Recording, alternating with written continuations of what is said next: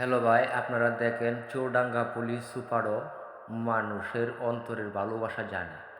এই দেখেন একজন পাগল মানুষকে তার ৪-৫ বছর ধরে কোনো চুল কাটে নাই, সে গোসলও করে না।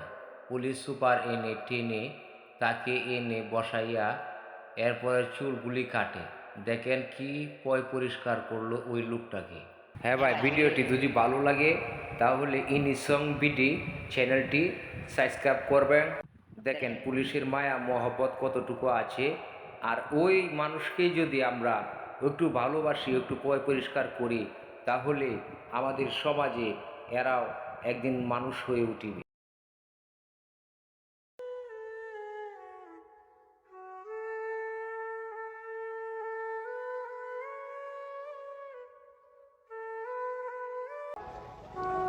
কত বছর যে নখ কাটে না তার কোনো ঠিক নাই।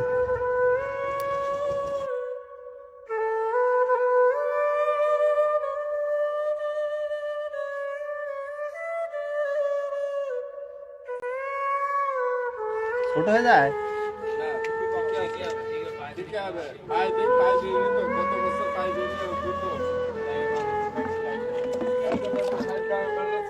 হুম, ডলেন দাঁত ডলেন।